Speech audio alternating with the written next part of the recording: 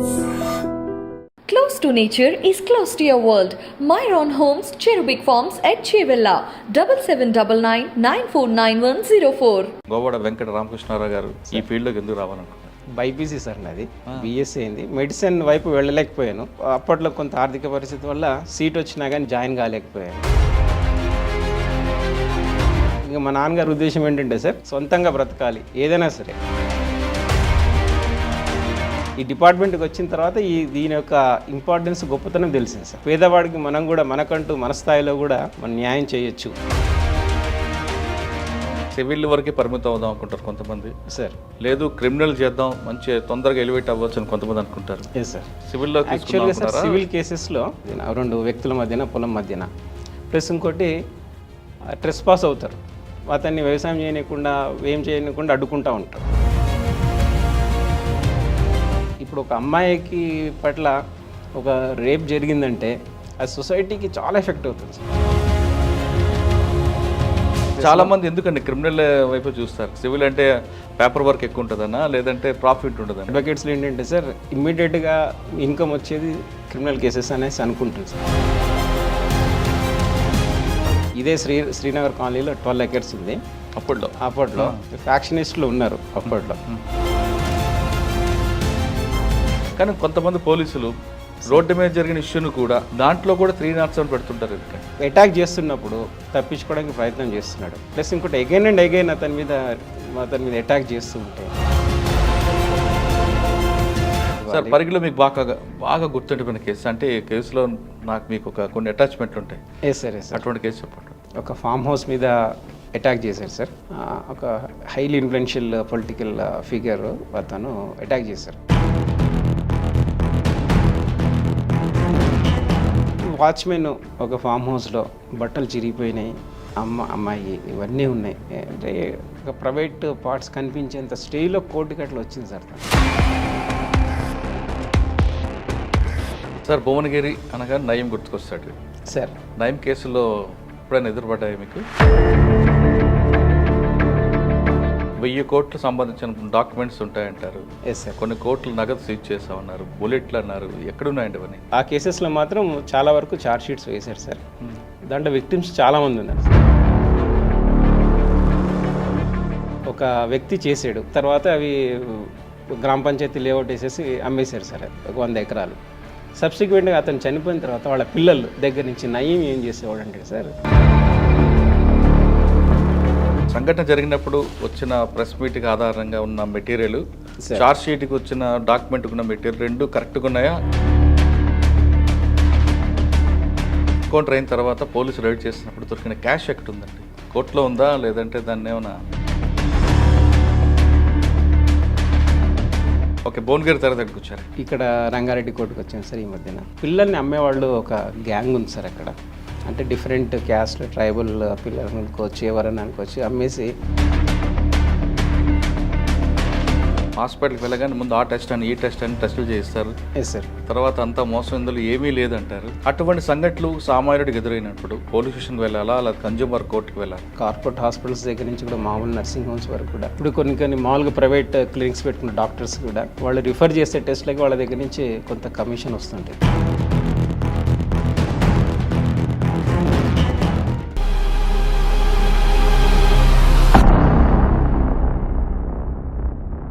Welcome to lawyer సాబ్.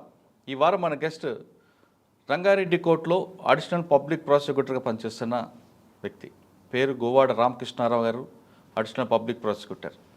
రామకృష్ణారావు గారు పరిగి, ఇబ్రహీంపట్నంతో పాటు పనిచేసి ప్రస్తుతం రంగారెడ్డి కోర్టులో అడిషనల్ పబ్లిక్ ప్రాసిక్యూటర్గా పనిచేస్తున్నారు. ఆయన సర్వీస్లో చాలా కేసుల్లో కన్విక్షన్ వచ్చాయి, కొన్ని కేసులు అక్విటల్ కూడా అయ్యాయి. ఒక కేసులో కన్విక్షన్ రావాలంటే కేవలం పబ్లిక్ ప్రాసిక్యూటర్ వర్కే కాకుండా పోలీస్ ఇన్వెస్టిగేషన్ ఎలా చేయాలి, ఆ ఇన్వెస్టిగేషన్తో పబ్లిక్ ప్రాసిక్యూటర్ తనకున్న స్కిల్స్ని ఎలా ప్రజెంట్ చేయాలి అనే విషయాలతో పాటు కేసు అక్విడల్ అవ్వడానికి, కేసులో వీగిపోవడానికి కేవలం సాక్షులు ఒకటే కాకుండా ఇన్వెస్టిగేషన్ ఆఫీసర్ యొక్క ల్యాబ్స్ కూడా కనిపిస్తుంటాయి. అది ఏ విధంగా ఉంటాయనే విషయాన్ని సార్ నేడు తెలుసుకున్నాం. సార్ నమస్తే. నమస్తే సార్. గోవాడ వెంకట రామకృష్ణారావు గారు, additional public prosecutor, Rangareddy. Sir సాధారణంగా ప్రతి పబ్లిక్ ప్రాసిక్యూటర్ కన్విక్షన్ రేట్ ఎందుకు కనిపిస్తుంటుందో అక్విటల్ రేషియో కూడా అలాగే కనిపిస్తుంటాయి. Yes sir. అంటే కన్విక్షన్ రావడానికి కేవలం మీ ఒక వర్క్ కాకుండా ఇన్వెస్టిగేషన్ పార్ట్ తీసుకొచ్చి మేము ముందు పెడితే దాన్ని ప్రజెంట్ చేయడంలో మీ స్కిల్స్ చూపిస్తుంటారు. Yes sir. కానీ ఎంత మంచి వర్క్ వచ్చినా మీ ప్రజెంటేషన్ కరెక్ట్ లేకపోతే అక్కడ కేసు ఫెయిల్ అవుతుంది. అదేవిధంగా మీరు ఎంత స్కిల్ చూపించి మీరు ఎంత బాగా ప్రజెంట్ చేసినా అందులో స్టఫ్ లేకపోతే కూడా కేసు పోయే ఉంటాయి. Yes sir. ఈ రెండింటికి అంటే పోలీసు పబ్లిక్ ప్రాసిక్యూషన్ రెండు ఒక రైలు పట్టాలా కరెక్ట్గా వెళ్తుంటేనే అది వెళ్తుంది. Yes sir. ఈ రెండింటి మధ్య గ్యాప్ వచ్చింది అనుకోండి, సార్ తర్వాత పరిస్థితులు ఏ విధంగా ఉంటాయి? ఒకప్పటికి ఇప్పటికి తేడా ఉంది. మీరు పబ్లిక్ ప్రాసిక్యూటర్ అంటే ఏపీపీకి వచ్చే టైంలో ఎస్ సార్. పబ్లిక్ ప్రాసిక్యూటర్కి పోలీస్కి మధ్యన చాలా గ్యాప్ ఉండేది. Yes sir. దాంతో కేసులు చాలా పోయాయి. సార్. క్రమేపీ మన తెలంగాణ గవర్నమెంట్ వచ్చిన తర్వాత దాంట్లో మార్పు రావడం, వాళ్ళకి వీళ్ళకి మధ్యన ఒక కోఆర్డినేషన్ అవ్వడం అనేది కొంచెం మంచికరణ వచ్చింది. కానీ ఇప్పుడు కూడా కోర్టుల్లో పబ్లిక్ ప్రాసిక్యూటర్ కానీ ఏపీపీ కానీ కూర్చోడానికి ఒక టేబుల్ ఉండదు. చెట్ల కింద వాళ్ళందరికీ మీరు బ్రీఫింగ్ చేయడం, దానివల్ల జరిగే ఇబ్బందులు అని చూస్తాయి. ఒకవేళ ఆ ఎన్విరాన్మెంట్ కరెక్ట్గా ఉంటే విట్నెస్కి మీరు ఏ విధంగా ప్రొటెక్ట్ చేసుకుంటూ విట్నెస్ని ఎలా మైండ్ చేసి సెటప్ చేస్తారు? ఈ ప్రశ్నలతో పాటు మీ డిపార్ట్మెంట్లకు వచ్చే వాళ్ళకి మీరు ఇచ్చే మెసేజ్ ఏంటి అనే ఈ 3 ప్రశ్నలకు సమాధానం చెప్పే ముందు గోవాడ వెంకట రామకృష్ణారావు గారు కుటుంబ నేపథ్యం, ఈ ఫీల్డ్లోకి ఎందుకు రావాలనుకున్నారు? Yes sir. ముందుగా మా డైరెక్టర్గా ప్రాసిక్యూషన్స్ వైజయంతి గారికి కృతజ్ఞతలు తెలియజేస్తున్నాను సార్, ఈ అవకాశాన్ని ఇచ్చినందుకు. అట్లాగే మీకు కూడా చాలా మేడం గారు కూడా ఫస్ట్ నేను ఇంకో వేరే పేరు గురించి అడుగుతుంటే లేదు ఈయన చేయండి మంచి వర్క్ చేస్తున్నారని చెప్పారు. సార్. సార్ చెప్పండి సార్. నేను 96 ఒకటే అండి, ఎప్పుడైనా పనిచేసే వ్యక్తికి సపోర్ట్ చేయడంలో ఆవిడ ముందుంటారు. Yes sir. Yes sir. వాళ్ళని లైమ్లైట్లో తీసుకురావాలి. ఎప్పుడు ఆవిడే ఉండాలని కోరుకునే కాదు, తన స్టాఫ్ ఎవరున్నారో వాళ్ళని కూడా లైమ్లైట్ తీసుకొస్తే వాళ్ళకి ఎంకరేజ్మెంట్ ఉంటుంది. తర్వాత వాళ్ళు కూడా మంచి స్కిల్స్ బయటపడతాయనే భావన ఆవిడకి. Yes sir. కొంతమంది ఆఫీసర్లు అయితే అన్నీ నేనే అనుకుంటారు కానీ కాదు. Yes sir. Yes sir. ఇంకోటి ఏంటంటే సార్, మా డైరెక్టర్ గారు మంచికి కంప్లీట్గా వెన్నుదన్నుగా ఉంటారు సార్. ఖచ్చితంగా సపోర్ట్ చేస్తారు. ఎలాంటి తప్పు జరిగినా కానీ చాలా నిర్దాక్షిణ్యంగా చాలా స్ట్రిక్ట్గా ఉంటారు సార్. ఆ విషయంలో మాత్రం ఆ డిపార్ట్మెంట్కి మంచిగా జరుగుతుంది. At the same time sir నేను మీరు చెప్పింది నిజమేనండి, ఎందుకంటే ఆవిడ వచ్చిన తర్వాత మీకు యూనిఫామ్ కోడ్ అని ఒక డ్రెస్ కోడ్ అని చాలా స్పీడప్ అవ్వడం, మీకు ఎంకరేజ్మెంట్ చేయడం, ఈ ఎంటిటీ ప్రాసిక్యూషన్స్ డిపార్ట్మెంట్ ఉన్నదని ఒక నలుగురికి తెలియడానికి ముఖ్య కారణం డైరెక్టర్ గారే సార్. ఏంటంటే ప్రాసిక్యూటర్స్ అంటే కూడా తెలియదు సమాజానికి, వీళ్ళ రోల్ ఏంటో తెలియదు, వీళ్ళు ఏం చేస్తారన్నది కూడా తెలియదు సార్. ఇప్పుడు ఏంటంటే మా యొక్క డిపార్ట్మెంట్ యొక్క ఇంపార్టెన్స్ అనేది నలుగురికి తెలిసింది. ప్లస్ ఇంకా మీడియా గ్లేజ్ కూడా వచ్చేసింది సార్. మీడియా వాళ్ళు కూడా ఇప్పుడు ఈ డిపార్ట్మెంట్ ఒకటి ఉంది, పోలీస్ వాళ్ళు చేసిందే కాదు, ప్లస్ ప్రాసిక్యూటర్స్ కూడా చేస్తే వాళ్ళు కూడా కరెక్ట్గా చేస్తే సమాజానికి ఒక మెసేజ్ వెళ్తుంది. తీవ్రమైనటువంటి నేరాలు చేసే వాళ్ళకి శిక్షలు కూడా పడితే దాని ఎఫెక్ట్ ఇంకా ఫ్యూచర్లో అలాంటి నేరాలు జరగకుండా కూడా ఉపయోగపడుతుంది. ఈ డిపార్ట్మెంట్ యొక్క ఉనికి ఔన్నత్యాన్ని కూడా మా డైరెక్టర్ గారు చాలా గొప్పగా చాటారు సార్. మేము వారికి చాలా కృతజ్ఞత తెలియజేస్తున్నాం. ఓకే సార్, మీ కుటుంబ నేపథ్యం చెప్పండి. మీరు ఈ యూనిఫామ్ కావాలని ప్యాషన్గా వేసుకున్నారా లేదు సార్, ఒక ప్యాషన్గానే దీంట్లోకి వచ్చాను సార్. నేను 96 బ్యాచ్ లా సార్ నాది. ఓకే. మీ నాన్నగారు మీ అమ్మగారు ఏంటి? మా నాన్నగారు గవర్నమెంట్ ఎంప్లాయీ చేశారు సార్. గవర్నమెంట్ సెంట్రల్ ప్రెస్లో గవర్నమెంట్ కూడా ఎస్ సార్, మంచి పొజిషన్లో రిటైర్ అయ్యారు. మాకంటూ ఒక ప్రత్యేకమైనటువంటి మాకు ఒక ప్రింటింగ్ ప్రెస్ ఉండేది సార్. 40 మంది వర్క్ చేసేవాళ్ళు. నేను చిన్నప్పటి నుంచి కూడా దాంట్లో వర్క్ చేశాను సార్. 8-9 ఇయర్స్ నుంచి కూడా ఆ ఫీల్డ్లో బాగా ఎక్స్పర్ట్ అయిపోయాం మేము. చిన్న బైండింగ్ దగ్గర నుంచి కంపోజింగు, ప్రింటింగు, ప్లస్ ఆ బుక్స్ అన్నీ కూడా తెలుగు సాహిత్యం చాలా ప్రింట్ చేసేవాళ్ళం సార్ మేము. 40 విషయాలు ప్రూఫ్ రీడింగ్ చేసేవాడిని.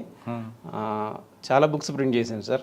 దాంట్లో పేరెన్నిక కన్నా మామూలుగా రైటర్స్ సార్ తెలుగులో గుడిపాటి వెంకటాచలం గారి, కొడగంటి కుటుంబరావు గారు కానీ, మల్లాది సుబ్బమ్మ గారి బుక్స్ చాలా ప్రింట్ చేశాను. తెలుగు యూనివర్సిటీ, ఓపెన్ యూనివర్సిటీ ఆ పుస్తకాలన్నీ ప్రూఫ్ రీడింగ్ నేను చేసేవాడిని.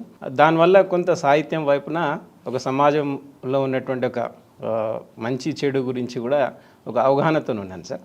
ప్లస్ 96లో లా అయిపోయిన తర్వాత ఇక మా నాన్న ప్రాక్టీస్ బాగుండేది సార్. నాకు సివిల్ ప్రాక్టీస్ ఉండేది. ఏంటంటే మా నాన్న లా చేయాలి ఎందుకు అనుకున్నారండి? యాక్చువల్గా సార్ నాది బైపీసీ సార్, నాది బీఎస్సీ అయింది. మెడిసిన్ వైపు వెళ్ళలేకపోయాను. ఏంటంటే అప్పట్లో కొంత ఆర్థిక పరిస్థితి వల్ల సీట్ వచ్చినా కానీ సిద్ధార్థలో వచ్చింది, విజయవాడలో జాయిన్ కాలేదు. ఎంగేజ్లో వచ్చింది సార్ ఫస్ట్ అటెంప్ట్లో. బట్ కొంత ఆర్థిక పరిస్థితి వల్ల జాయిన్ కాలేకపోయాము. తర్వాత ఒక ప్రొఫెషన్ అంటూ మన అదృష్టం మన చేతుల్లోనే ఉండాలి, ఒకళ్ళ వైపు ఉండకూడదు. ఇక మా నాన్నగారి ఉద్దేశం ఏంటంటే సార్, సొంతంగా బ్రతకాలి ఏదైనా సరే, ఒక ప్రొఫెషనల్గా నువ్వు ఇది చేయి, నువ్వు కోర్స్ చేయి అని చెప్పేసి అంటే లాలో ఎంటర్ అయ్యాను సార్ నేను. ఇది ఒక ప్యాషన్గా జాయిన్ అయ్యాను. ఈ డిపార్ట్మెంట్కి వచ్చిన తర్వాత దీని యొక్క ఇంపార్టెన్స్, గొప్పతనం తెలిసింది సార్. ప్రాసిక్యూటర్స్ది ముందు ప్రాసిక్యూషన్ డిపార్ట్మెంట్ గురించి పెద్ద తెలియదు సార్. సివిల్ ప్రాక్టీస్ చేస్తూ ఉండేవాడిని, క్రిమినల్ కేసెస్ ఏవి ఉండేవి కావు. దీంట్లోకి వచ్చిన తర్వాత ఒక పేదవాడికి మనం కూడా మనకంటూ మన స్థాయిలో కూడా మనం న్యాయం చేయొచ్చు పోలీస్ వారి కోఆపరేషన్తో అనే ఒక ఫస్ట్ డే నుంచి కూడా నాకు అర్థమైంది సార్. దీంట్లో మనం చేయొచ్చు, సొసైటీకి మనం ఒక పుట్టిన తర్వాత మనకంటూ మనం ఏదైనా ఒకటి సొసైటీకి రీపే చేయాలి, దీంట్లో చేయొచ్చు అనే ఒక అవగాహన వచ్చేసింది. దీన్ని ఒక ప్యాషన్గా చేస్తూ వస్తున్నాను సార్ ఇప్పటికి కూడా. ఆ యొక్క ఇంట్రెస్ట్ ఇప్పటికీ కంటిన్యూ అవుతుంది. ఆ ఇంట్రెస్ట్ లేకపోతే, ఆ తృప్తి లేకపోతే నెక్స్ట్ డేనే మానేస్తాను సార్ నేను. అలాంటి డిసిషన్ ఉంది సార్ నాకు. సరే, ఫస్ట్ మీరు సీనియర్ ఎవరు? సీనియర్ వెంకట సుబ్బారావు గారు ఉన్నారు సార్, హైకోర్టు బ్యారిస్టర్. ఆయన దగ్గర చేశాను సార్. వాళ్ళ ఫాదర్ ప్లస్ వాళ్ళ తాతగారు కూడా నరసరావుపేట సార్ ఆయన. సార్, మీరు ఇందులోకి వచ్చిన తర్వాత సార్ 2 రకాలు కనిపిస్తుంటాయి. ఒకటి సివిల్ వరకే పరిమితం అవుదాం అనుకుంటారు కొంతమంది, సార్. లేదు క్రిమినల్ చేద్దాం, మంచి తొందరగా ఎలివేట్ అవ్వచ్చు అని కొంతమంది అనుకుంటారు. Yes sir. కానీ రియల్గా ఒరిజినల్గా ప్రొఫెషనల్గా అనుకుంటే 2 చేద్దాం అని అనుకుంటారు. Yes sir. సివిల్ క్రిమినల్ 2 చేద్దాం సార్. ఏం మీరు వేయించుకున్నారండి సివిల్లో? యాక్చువల్గా సార్ సివిల్ కేసెస్లో ఎలా ఉంటుందంటే సార్, అది 2 పార్టీల మధ్యన ఉంటుంది సార్. ఏంటంటే విక్టిమ్ ఎవరని చెప్పలేం మనం. ఇప్పుడు ఇది క్రైమ్ వచ్చేసరికి సార్, ఇది సమాజానికి ఎఫెక్ట్ అవుతుంది సార్. ఇది ఏంటంటే ఒక సమాజంలో ఒక నేరం చేసిన వాడు అతను శిక్ష పడకుండా బయటకు వస్తే ఇంకా 4 చేస్తారు సార్. దీనివల్ల ఏంటంటే సార్, దీంట్లో డిఫరెంట్ వెరైటీస్ ఉంటాయి సార్. అతి తీవ్ర నేరాలు ఉంటాయి, మామూలు నేరాలు ఉంటాయి. ఒక సెక్షన్ 447 ఉంది సార్, క్రిమినల్ ట్రెస్పాస్ ఉంది. ఏంటంటే గట్టు పంచాయతీ ఉంటుంది 2 పొలాల మధ్యన, 2 వ్యక్తుల మధ్యన, పొలం మధ్యన. ప్లస్ ఇంకోటి ట్రెస్పాస్ అవుతారు, అతన్ని వ్యవసాయం చేయకుండా ఏం చేయకుండా అడ్డుకుంటూ ఉంటారు. అట్లాంటి సందర్భంలో అతనికి సర్వైవల్ చాలా ఇంపార్టెంట్ సార్. అతని జీవనోపాధి పోతుంది. అతను బయటకు వచ్చేసి ఏం పని పాట లేకుండా నేరాల వైపు బాట పట్టచ్చు, ఇంకేదైనా చేయొచ్చు. అలా ఇప్పుడు అదే 468 ఉంటుంది సార్, ఒక ల్యాండ్ ఉంటుంది, అది ఫోర్జరీ చేసేసి వాడు కబ్జాలకు వెళ్తే అది కూడా సొసైటీకి చాలా ఎఫెక్ట్ సార్. అదే ఇప్పుడు తీవ్రమైన నేరాలు ఉన్నాయి, మర్డరు, రేపు, ఇవన్నీ కూడా సొసైటీకి చాలా ఎఫెక్ట్ అవుతుంది సార్. ఇప్పుడు ఒక అమ్మాయికి పట్ల ఒక రేప్ జరిగిందంటే అది సొసైటీకి చాలా ఎఫెక్ట్ అవుతుంది సార్. ఇప్పుడు మనము most happening city Hyderabad, software engineers ఉన్నారు చాలా, అన్నిట్లో మోస్ట్ హ్యాపెనింగ్ సిటీ అంటే largest exporters of software, hardware, pharma సిటీలో ఎక్స్పోర్టర్స్ మనం. అన్ని వరల్డ్ ఫేమస్ కంపెనీస్ అన్నీ కూడా మన దగ్గర ఇక్కడ నెక్స్ట్ యూఎస్ ఇక్కడే ఏర్పాటు చేసుకున్నారు సార్. మన అమెజాన్ కానివ్వండి, మైక్రోసాఫ్ట్ కానివ్వండి, ఇట్లాంటివన్నీ కూడా ఇన్వెస్ట్మెంట్స్ వస్తున్నాయి. ఎఫ్డిఎస్, ఫారిన్ డైరెక్ట్ ఇన్వెస్ట్మెంట్స్ హైదరాబాదే చేస్తూ ఉన్నారు. దాంట్లో రౌండ్ ది క్లాక్ వర్క్ చేస్తున్నారు. దీంట్లో అమ్మాయిలు ఎక్కువ మంది చేస్తున్నారు సార్, నైట్స్ కూడా వర్క్ చేస్తున్నారు. ఈ టోటల్గా ఎఫెక్ట్ అవుతుంది. కాబట్టి ఈ నేరాలు ఎఫెక్ట్ అయ్యేది at large sir, civil cases కంటే కూడా. దాంట్లో ఒక వ్యక్తికి, ఒక కుటుంబానికి ఎఫెక్ట్ అవుతుంది. ఇది ఎంటైర్ సొసైటీకి ఎఫెక్ట్ అవుతుంది సార్. ఇప్పుడు లా అండ్ ఆర్డర్ అండి, కానీ సివిల్ కేసుల్లో ఎక్స్పీరియన్స్ వస్తాయి సార్. క్రిమినల్ చేయడం చాలా, క్రిమినల్ కేసులో టేకప్ చేయడం చాలా ఈజీ కదా. Yes sir, yes sir. అది మీరు చెప్పింది చాలా నిజం సార్. అది సివిల్ కానీ చాలా మంది ఎందుకండి క్రిమినల్ వైపు చూస్తారు? సివిల్ అంటే పేపర్ వర్క్ ఎక్కువ ఉంటుందన్నా, లేదంటే ప్రాఫిట్ ఉంటుందన్నా? అంటే సార్ అది సివిల్ కేసెస్ చాలా వైడ్ రేంజ్ సార్. అది కంపెనీ మ్యాటర్ సివిల్ కిందనే వస్తాయి, ఇంటెలెక్చువల్ ప్రాపర్టీ రైట్స్ సివిల్ కిందనే వస్తాయి. అవన్నీ కాకపోయినా చిన్న చిన్న గట్టు పంచాయతీ కూడా, లేదా ప్రాజెక్ట్ డాక్యుమెంట్ చేసుకెళ్ళి కూడా సార్, లేదా పార్ట్నర్షిప్ డీడీలు విషయంలో ఎక్కడైనా వచ్చేసరికి సార్ సివిల్ కేసు అనగానే చాలా మంది అడ్వకేట్స్ కొంచెం పక్కకి వెళ్ళిపోతుంటారు. అండ్ సార్ ఇది ఒక నానుడి, అంటే మామూలుగా ఇప్పుడు కేసెస్ అడ్వకేట్స్లో ఏంటంటే సార్, ఇమ్మీడియట్గా ఇన్కమ్ వచ్చేది క్రిమినల్ కేసెస్ అనేసి అనుకుంటారు. సివిల్ కేసెస్లో నిదానంగా ఒక మంచి నాలెడ్జ్ వచ్చి డెప్త్కి వెళ్ళిన తర్వాతనే దాంట్లో ఒక ఇన్కమ్ అనేది వస్తుంది, దాంట్లో నేర్చుకునేది చాలా ఎక్కువ ఉంటుంది అనేసి ఒక ఇది ఉంది సార్. ఏంటంటే డిఫరెంట్ యాంగిల్స్లో ఉంటుంది. సివిల్ చాలా వ్యాస్ట్ సబ్జెక్ట్ సార్. అది నేర్చుకోవాలంటే కొన్ని సంవత్సరాలు పడుతుంది. సివిల్ అనేసరికి కొద్ది కష్టపడితే 1-2 ఇయర్స్లో ఎక్స్పర్ట్ అయిపోవచ్చు అనే ఒక ఇది, దీనివైపు కూడా ఒక ఆకర్షితులు కావడానికి కారణం సార్. సార్ మీరు ఎంచుకున్న మార్గం సివిలా? సివిల్ చేశాను సార్ నేను. అంటే మా సీనియర్ ఆయన ఉన్నారు, ఆయన చాలా గొప్ప వ్యక్తి, ఆయన దగ్గర నేర్చుకోవాలని ఒక తపనతోనే వెళ్ళాను సార్ నేను. ఫస్ట్ మీరు టేకప్ చేసిన కేసు ఏంటండి? సివిల్లో సార్ ఒక ఇంజెక్షన్ తీసుకున్నాను సార్ నేను. ఇదే శ్రీనగర్ కాలనీలో 12 acres ఉంది అప్పట్లో. రైవల్ కంటెంట్స్ అంతా అప్పట్లో ఏంటంటే ఫ్యాక్షనిస్టులు ఉన్నారు అప్పట్లో.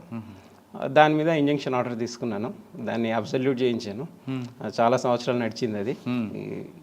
అది సబ్సిక్వెంట్గా కేసు స్ట్రాంగ్గా ఉండబట్టి అదర్ సైడ్ వాళ్ళు ఏం చేయలేకపోయారు. అది సబ్సిక్వెంట్గా కాంప్రమైజ్ అయింది. సార్ మీరు అడ్వకేట్ ఉన్న టైంలో సివిల్ కేసు కూడా చెప్పారు సార్, క్రిమినల్ కేసు ఏమైనా తీసుకున్నారా? ఏంటంటే sir civil related criminal cases చేసేవాడిని సార్. ఏంటంటే సార్ దాంట్లో నిజంగా నేరాలు జరిగినా జరగకపోయినా కానీ కొన్ని ఫాల్స్ కేసెస్ పెట్టేవాళ్ళు సార్. అటెంప్ట్ టు మర్డర్ అని, 307 అని. అప్పట్లో అలా జరిగింది. ఇప్పుడు పరిస్థితులు మారిపోయినా కానీ అప్పట్లో ఇన్ఫ్లుయెన్స్ వల్ల, పొలిటికల్ ఇన్ఫ్లుయెన్స్ ఉండి అన్ని విధాలుగా కొంత తప్పని పరిస్థితుల్లో కొన్ని కేసెస్ చేసేవాళ్ళు సార్. అప్పటివరకు కేసు బుక్ అయ్యేది, జైలు వరకు వెళ్ళేవాళ్ళు, కానీ అది సబ్సిక్వెంట్గా అది నిలబడేది కాదు. Scrutiny, before the legal scrutiny అది నిలబడేది కాదు సార్. అలాంటి కేసెస్ 2-3 చేశాను సార్ నేను. మీకు మీ సర్వీస్లో బాగా గుర్తుండిపోయిన ఒక కేసు చెప్పండి. అంటే సివిల్ కేసు అది ఆల్టర్నేటివ్ తీసుకుంది క్రిమినల్కి. Yes sir. మీరు చెప్తున్నట్టుగా పొలిటికల్ ప్రెజర్తోనో లేదా ఇంకో XYZ వల్ల 307 పెట్టారు అనుకోండి. Yes sir. అటువంటి ఫాల్స్ కేసు ఏమైనా మీరు కేసు చెప్పగలరా? ఇప్పుడు చెప్పిన ఈ శ్రీనగర్ కాలనీ కేసులోనే సార్ ఏం జరిగిందంటే యాక్చువల్గా అయితే అతను వెళ్ళాడు, తన ల్యాండ్లోకి తను వెళ్ళాడు, అదర్ సైడ్ వాళ్ళు వచ్చారు, బట్ 307 పెట్టారు సార్, అటెంప్ట్ టు మర్డర్ అని. ఏంటంటే ఇతన్ని అటాక్ చేయడానికి వచ్చినప్పుడు తను కూడా సహజంగా ఏంటంటే సార్ రిటాలియేషన్ అనకపోయినా కానీ తనని తను రక్షించుకోవడానికి ఒక కర్రో లేకపోతే ఏదో ఒకటి తీసుకున్నాడు, రాడో తీసుకొని ప్రొటెక్ట్ చేసుకోవడానికి. దాన్ని బేస్ చేసుకొని ఫొటోస్ అవి పెట్టారు, అటాక్ చేశారు అని చెప్పేసి కేసు పెట్టేశారు సార్. అతను అబ్స్కాండ్ చేయాలి, ఏంటంటే పారిపోతాడు భయపడి, కొంతకాలం వరకు మనం ఫ్రీగా ఉండొచ్చు, అతనే అన్నీ చూస్తున్నాడు, యాక్టివ్గా ఉన్నాడు అనమాట. ఆ కేసు ఒకసారి సిటీ సివిల్ కోర్టులో నేను ఉన్నాను సార్. అప్పుడు ఉన్న తర్వాత ఆ కోర్టుకి అటెండ్ అయిన వెంటనే ఇమ్మీడియట్గా అతను లిఫ్ట్ చేశారు సార్. పోలీస్ వాళ్ళు బాగా ప్రెషర్తో లిఫ్ట్ చేశారు. అప్పుడు సిపి గారు, ఎంవి కృష్ణారావు గారు ఉన్నారు సార్. అప్పుడు ఆయనకి డైరెక్ట్గా ఫోన్ చేశాను. ఫోన్ చేసిన తర్వాత ఇమ్మీడియట్గా ఆయన చాలా యాక్టివ్గా స్విఫ్ట్ యాక్షన్ తీసుకొని అతను సేఫ్ గార్డ్ చేశారు, అతన్ని వదిలిపెట్టేశారు సార్.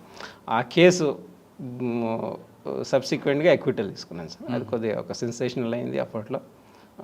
ఒక తృప్తిగా అనిపించింది సార్, ఒక అమాయకుడిని మనం ఆ కేసు నుంచి కాపాడామని. సార్ సాధారణంగా 307 ఉంది, అన్ఎక్స్పెక్టెడ్గా జరిగిన దీనివల్ల జరిగితే అది వస్తుందా 307? లేదు దానికి ఒక కాన్స్పరెన్సీ ఉంటేనే 307 వస్తుందండి. ఇప్పుడు చేతులతో కొట్టుకుంటాం, రోడ్డు మీద బండి యాక్సిడెంట్ అవుతుంది, ఎస్ సార్, ఆవేశాల్లో కొట్టుకుంటాం సార్. మీరు అన్నట్లుగా నా ప్రాణాలు కాపాడుకుని కాలుతో అంతా సార్, లేదా చేతులతో కొడతా, లేదా కర్రతో సార్. అది కూడా ఉంటుంది సార్. 326 324 వస్తుంది కానీ 307 నిలబెడతారండి అందులో సార్. యాక్చువల్గా అంటే సార్ అది ఈ కాన్స్పిరసీ కూడా ఉండొచ్చు, ఉండాలి కదా, ముందు ప్రీవియస్ రికార్డ్ లేదు కదా, అన్ఎక్స్పెక్టెడ్ జరిగిన ఇష్యూ అది సార్.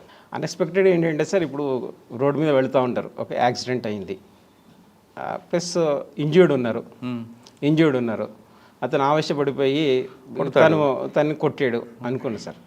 దాంట్లో 307 రా సార్, 326 వస్తుంది. ఏంటంటే ఇంటెన్షన్ అయితే లేదు కదా సార్, ప్రీవియస్ ఎనిమిటీ కానీ అలాంటిది జరిగిన ఇష్యూ. ఇప్పుడు మీరు చెప్పిన ట్రెస్పాస్ కేసులో వచ్చింది, వాడిని కొట్టాలి అనుకున్నప్పుడు రావచ్చు. కానీ కొంతమంది పోలీసులు రోడ్డు మీద జరిగిన ఇష్యూను కూడా అన్ఎక్స్పెక్టెడ్గా జరిగిన ఇష్యూలు కూడా శనికావేశంలో వస్తాయి, మాట అనుకుంటారు. దాంట్లో కూడా 307 పెడుతుంటారు ఎందుకండి సార్? యాక్చువల్గా కొన్ని సందర్భాల్లో కూడా పెట్టే అవకాశం ఉంటుంది సార్. ఏంటంటే ఆవేశంలో ఉండి ఈ కోపంగా చంపేస్తాను నువ్వు ఇట్లా నాకు ఇంత డాష్ ఇచ్చావు, నీ తప్పు ఒప్పుకోవట్లేదు అని చెప్పేసి అతని మీద తీవ్రమైనటువంటి ఒక దాడి చేసే అవకాశాలు కూడా ఉంటాయి సార్. చేసే ఉంటాయి. అది ఏంటంటే ఆ ఇంటెన్షన్ అది ఇంపార్టెంట్. కరెక్టే సార్. అక్కడ ఒక వెపన్ వాడారు అనుకోండి, కర్రో తుపాకీయో కత్తో వాడితే మీరు అన్నట్టుగా 307 నఫిల్ అవుతుంది. మాటలన్నీ మాత్రమే 307 పెడతారా? అంటే యాక్చువల్ ఫిజికల్ అటాక్ కూడా ఉంటుంది కదా సార్. ఇప్పుడు అతను operated recently undergone with any severe medical surgery అయి ఉంటుంది సార్. ఎదుటి వ్యక్తికి తెలియదు, దాని మీద బ్లో ఇచ్చాడు, అతని గుండె మీద ఇచ్చాడు, సబ్సిక్వెంట్గా అది అయ్యింది. బట్ తను అటాక్ చేస్తున్నప్పుడు తప్పించుకోవడానికి ప్రయత్నం చేస్తున్నాడు. ప్లస్ ఇంకోటి అగైన్ అండ్ అగైన్ అతని మీద అటాక్ చేస్తూ ఉంటే, ప్లస్ ఇట్లాంటి సందర్భాలు సార్ అతను చెప్తున్నా వినకుండా మొండిగా చేస్తున్నప్పుడు అట్లాంటి సందర్భంలో పెట్టే అవకాశం అయితే ఉంటుంది సార్. ఓకే, తర్వాత ఇంక మంచి కేసు గుర్తుందండి సార్. తర్వాత మీ అడ్వకేట్ కెరీర్లో అడుగుతున్నా జర్నీలో. ఈ సివిల్ కేసెస్ చేశాను సార్, ల్యాండ్ రిలేటెడ్ కేసెస్ చాలా చేశాను. కానీ మరి ఏపీపీ అవ్వాలి ఎందుకు అనుకున్నారు? ఏంటంటే సార్ మా నాన్నగారు ఏంటంటే ఆయనకి క్యాన్సర్ పేషెంట్ సార్. తను లాస్ట్ మూమెంట్లో క్యాన్సర్ ఎఫెక్ట్ అయింది ఎట్ ద ఏజ్ ఆఫ్ 67, 68. అప్పుడు ప్రాక్టీస్ మానేసి తనతో పాటే ఉన్నాను సార్ 1.5 year. అప్పుడు తను ఏంటంటే ఏదైనా ఒకటి సర్వీస్కి వెళ్ళు, జ్యుడిషియల్ సర్వీస్ ఆర్ పీపీగా వెళ్ళు, నువ్వు ప్రాక్టీస్ చేయొద్దు, టెన్షన్స్ ఎక్కువైపోయింది నీకు సివిల్ కేసెస్లో అని చెప్తే ఓకే అని చెప్పేసి ఈ వైపుకి వచ్చింది సార్. నేను ఏంటంటే అనుకోకుండా సెలెక్ట్ అయ్యాను సార్. 96 బ్యాచ్ మీరు? 96 లా సార్ నాది. 2008లో నేను సెలెక్ట్ 2008 సెలెక్ట్ అయ్యాను. ఓకే. ఫస్ట్ పోస్టింగ్ ఎక్కడ? పరిగి సార్. నేను అక్కడ 2 years చేసి మీకు అక్కడ వెళ్ళిన ఛాలెంజ్ ఏంటి? సార్ అక్కడ ఏంటంటే సార్ న్యూలీ ఎంట్రంట్, నాకు క్రిమినల్ కేసెస్ పెద్దగా లేకపోయినా కానీ బట్ నేను నేర్చుకున్నాను సార్. సీనియర్స్ కూడా బాగా కోఆపరేట్ చేశారు చెప్పడం, ప్లస్ ఇంకోటి ఏదైనా డౌట్స్ ఉన్నా కానీ నేను క్లారిఫై చేసుకోవడం. ఇంకా సార్ మీరు పనికి వెళ్ళేసరికి పోలీస్కి మీరు చెప్పిన ప్రాసిక్యూషన్ మధ్య రిలేషన్ ఎలా ఉంటుందండి? యాక్చువల్గా అంటే సార్ కొద్దిగా వెళ్ళినప్పుడు కొద్దిగా హాస్టిలిటీ అయితే ఉండేది సార్ అక్కడ. తర్వాత నేను వెళ్ళిన తర్వాత కోఆర్డినేట్ చేసుకున్నాను సార్, సిఏ గారిని కలవడం, పిలిపించడం. ఇంకోటి way of work, nature of work ఏంటంటే సార్ నాది పోలీస్ వాళ్ళతో కొద్దిగా క్లోజ్నెస్ మెయింటైన్ చేస్తాను సార్. ఫస్ట్ వాళ్ళతోని పర్సనల్ ర్యాపోర్ట్ తీసుకుంటాను, సిఏ గారితో కానీ ఎస్ఐలో, even right from home guard దగ్గర నుంచి కూడా వాళ్ళతోని పర్సనల్ ర్యాపోర్ట్ మెయింటైన్ చేస్తాను. అది నాకు కేసెస్లో చాలా ఉపయోగపడింది సార్ నాకు. ఓకే. ప్లస్ ఇంకోటి దానివల్ల విక్టిమ్కి న్యాయం జరిగేట్టుగా దాన్ని నేను వేలో తీసుకొని వెళ్తాను సార్. నా పర్సనల్ పనుల గురించి కాదు కానీ బట్ సొసైటీకి హెల్ప్ చేయొచ్చు దీనివల్ల. ఒక మంచి రిలేషన్షిప్, ఫ్రెండ్షిప్ వల్ల మనకి ఎట్లాంటి సొసైటీకి హెల్ప్ అవుతుంది అనేది ఒకటి నేను ప్రాక్టికల్గా నేను తెలుసుకున్నాను సార్. నేను కానీ 2008లో మీరు వెళ్ళేసరికి అప్పుడున్న వాతావరణం వేరేగా ఉంటుందండి సార్. పోలీస్కి పబ్లిక్ ప్రాసిక్యూటర్ మధ్యన కొంచెం గ్యాప్ ఉండడం వాస్తవం. Yes sir. అంటే మీరు ర్యాపో పెట్టుకున్నా అప్పుడు వాతావరణం అలాగ ఉంటుంది కాదు. Yes sir. Yes sir. తర్వాత పబ్లిక్ ప్రాసిక్యూటర్ అనగానే పోలీసులు కూడా చిన్న చూపు ఉంటుంది. ఆయనకి ఏం పోయింది ఏదో చెప్తుంటారా మనం రాయాలని అనుకునే భావన ఉన్న ఎస్హెచ్ఓలు కూడా ఉండేవారు. Yes sir. అటువంటి విరుద్ధ వాతావరణంలో మీకు ఏమైనా ఇబ్బంది అయింది అక్కడ? సార్ కొంత ఇబ్బంది అయినా అప్పుడు నాకు తెలిసి టేబుల్ కూడా ఉండేది కదేమో. Yes sir. అక్కడ చిన్నది 100 years క్రితం అప్పట్లో నిజాం వాళ్ళు కట్టినటువంటి ఒక చిన్న ఇది ఉండేది సార్. చుట్టూ పొదలు, ఈ పాములు కూడా వచ్చాయి సార్. అవన్నీ కూడా పెద్దగా ఏమి భావించకుండా, నేను నెగిటివ్గా భావించకుండా. అంటే అప్పుడు మీకు ఇబ్బంది పెట్టే ఆఫీసర్లు ఎవరైనా ఎదురయ్యారా అక్కడ? Yes sir. ఇబ్బంది పెట్టేవాళ్ళంటే వాళ్ళదే పై చేయి, వాళ్ళకేం తెలుసు పీపీఎల్కి అనే ఆఫీసర్ ఉండేవారు. అంటే యాక్చువల్గా నా అదృష్టం కొద్ది ఏంటంటే సార్, నాకు తెలిసిన జడ్జి గారే ఉన్నారు సివిల్ కేసెస్లో. నేను బాగా చేసినప్పుడు సిటీ సివిల్ కోర్టులో అతనే అక్కడ నాకు జడ్జిగా వచ్చారు. నా గురించి తెలుసు. ఏంటంటే ఆయన కూడా బాగా కోఆపరేట్ చేశారు సార్. ఇక చివరికి నేనంటే బాగా రెస్పెక్ట్, ఏంటంటే జడ్జెస్ అందరు కూడా బాగా రెస్పెక్ట్ ఇచ్చేవాళ్ళు సార్. నేను అంటే నా వే ఆఫ్ వర్క్ చూసేసి జడ్జిస్ వైపు కాదండి, పోలీస్ వైపు నుంచి. Yes sir. యాక్చువల్గా పోలీస్ అప్పుడు చాలా హాస్టిలిటీ అయితే ఉంది సార్. వాళ్ళు అంతా కోఆపరేట్ చేసేవాళ్ళు కాదు. సిడి ఫైల్స్ ఉండేవి, ప్లస్ ఇంకోటి అన్నీ కూడా టైంకి వచ్చేవి కావు. ప్లస్ ఇంకోటి ఏంటంటే నేను 1 hour బిఫోర్ వెళ్ళేవాడిని సార్. ఇప్పటికి కూడా నేను ఈవెన్ నా సబ్సిక్వెంట్గా భువనగిరి వరకు కూడా నేను చేశాను సార్. నేను ఒక 4.5 years ఈ ప్రమోషన్కి వచ్చే 2 years బ్యాక్ 1 hour బిఫోర్ ఉంటాను. ప్లస్ సిడి ఫైల్స్ ఏవి తేకపోయినా కానీ నేను పర్సనల్గా కేర్ తీసుకొని కోర్టులో కూడా నేను కలెక్ట్ చేసుకునేవాడిని సార్. నేను జిరాక్స్ తీసేసుకొని వాళ్ళకి ఇన్ఫామ్ చేసేసి వీళ్ళతో మంచి ర్యాపోర్ట్ మెయింటైన్ చేస్తూ, సిడిఓస్ అంటాం కదా సార్, కోర్ట్ డ్యూటీ ఆఫీసర్స్, వాళ్ళతో ముందే చెప్పించేసి, ప్లస్ కేసు ఎప్పుడైతే మొదలవుతుంది కదా సార్, వాళ్ళు విక్టిమ్స్ డిఫాక్టో కంప్లైంట్ అంటారు, కేసు పెట్టిన వాళ్ళు చాలా కేర్ తీసుకోవాలి సార్. అది వాళ్ళని ముందే పిలిచేవాడిని సార్. మొత్తం ముందే పిలిచేసి ఎక్స్ప్లెయిన్ చేసి వాళ్ళకి, ప్లస్ ఏమైనా ఫర్దర్ ఎవిడెన్స్ ఏమైనా ప్రొడ్యూస్ చేయాలా, ఏంటంటే చేయాల్సి ఉంటే డేట్ తీసుకోవాలి. ఇలాంటి సందర్భాల్లో నేను పోలీస్ వాళ్ళతోని ఈ చిన్న స్థాయిలోనే నేను చేసుకునేవాడిని సార్. ఎస్ఐ, కోర్టు కానిస్టేబుల్ ద్వారా, లేదు వాళ్ళు కూడా తేని పరిస్థితుల్లో సిటీ ఫైల్ లేకపోతే కోర్టు ద్వారా తీసుకునేవాడిని సార్. సబ్సిక్వెంట్గా వాళ్ళు కూడా కోఆపరేట్ చేయడం మొదలుపెట్టాయి సార్. విత్ ఇన్ మంత్స్లో బిఫోరే తీసుకొచ్చేవాళ్ళు సార్. దానివల్ల నేను కొద్దిగా బాగా చేయగలిగాను సార్ అక్కడ. అంటే మీరు ఫస్ట్ పోస్టింగ్లో సార్ మీకు ట్రైనింగ్లో ఒక ఇష్యూ ఉంటుందండి సార్. ట్రైనింగ్లో ఏం చెప్తారు? విక్టిమ్ని సేవ్ చేయడం, విక్టిమ్ యొక్క ఎక్స్పెండిచర్ పే చేయడం అంతా మీది రెస్పాన్సిబిలిటీ అంటారు సార్. కానీ మీరు వెళ్ళేసరికి అది ఉంటుంది కదా, ప్రాక్టికల్గా కనిపించదు కదా. అంటే అది బుక్ ప్లస్ ప్రాక్టికల్గా చెప్పే ట్రైనింగ్ కానీ యాక్చువల్గా వచ్చేసరికి గ్రౌండ్ సిచ్యువేషన్ డిఫరెంట్గా ఉంటుంది సార్. ఏంటంటే సార్ ఒంటరితనం అనిపిస్తుంది సార్, ఒకానొక దశలో ఒంటరితనం అనిపిస్తుంది. బట్ ఒక కాన్ఫిడెన్స్తో ముందుకు వెళ్ళడం, ప్లస్ ఎలా చేయాలి. ఇంకోటి అంటే ఏంటంటే ఈ సమస్యలు ఎలాగ మీరు అధిగమించేప్పుడు విక్టిమ్ ఉన్నారండి, విక్టిమ్ ప్రొటెక్ట్ చేయడం, ఆమెకు బ్రీఫ్ చేయడం ఉంది మీ responsibility, yes sir, right? Yes sir, ఆమె పిలిపించుకుంటారు సార్, విక్టిమ్ ఎవరైతే వాళ్ళని, సార్, వాళ్ళకి ఇవ్వాల్సిన ఎక్స్పెండిచర్ ఇవ్వాలి. ఎందుకంటే ఆ రోజు ఆయన కూలి మానేసుకొని వస్తాడు ఆయన, ఎస్ సార్, ఆ డబ్బుల కోసం మీకు అడిగాడు అనుకోండి.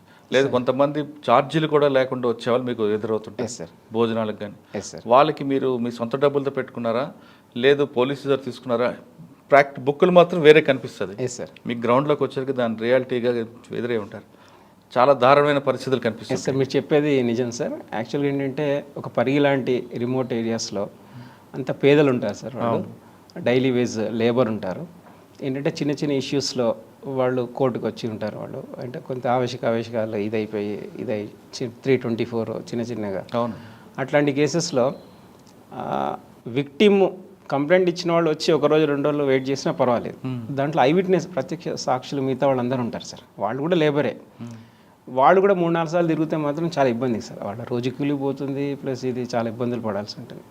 అందుకనే సార్ నేను యాక్చువల్గా అయితే డిఫాక్టో కంప్లైంట్ ముందు పిలిపించేసుకొని ఫోన్ ద్వారా కానీ లేదా ముందు పిలిపించేసుకొని వాళ్ళు పని అయిన తర్వాత మధ్యాహ్నం తర్వాత 3-4 వాళ్ళ పొలం పనులు అయిపోయిన తర్వాత రమ్మని చెప్పేవాడిని సార్.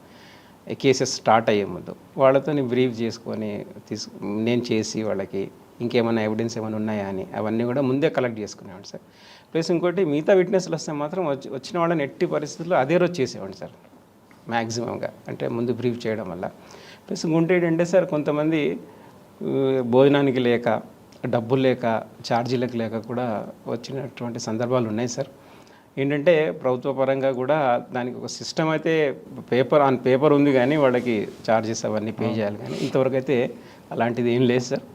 బట్ మరీ ఇబ్బందికర పరిస్థితుల్లో ఉంటే కొంత పోలీస్ వారు కూడా అరేంజ్ చేసిన సందర్భాలు ఉన్నాయి సార్. వాళ్ళకి భోజనాలు ఏర్పాటు చేయడం, వాళ్ళకి మామూలుగా ట్రాన్స్పోర్ట్ అరేంజ్ చేయడం ఇప్పటికి కూడా చేస్తున్నారు సార్. అంటే కరెక్టే, పోలీసులు చేస్తున్నారు. లేదంటే కొంతమంది మీలాంటి వాళ్ళు మీ జోబులో డబ్బులు కూడా ఇచ్చుకుంటారు. Yes sir. కానీ బుక్ మీద కనిపిస్తుంది, గ్రౌండ్లో కనిపిస్తుంది కదా, ఏంట్రా అని ఎప్పుడైనా మీరు క్వశ్చన్ చేసుకున్నారా, లేదా మీ ఆఫీసర్లు కానీ క్వశ్చన్ చేశారు?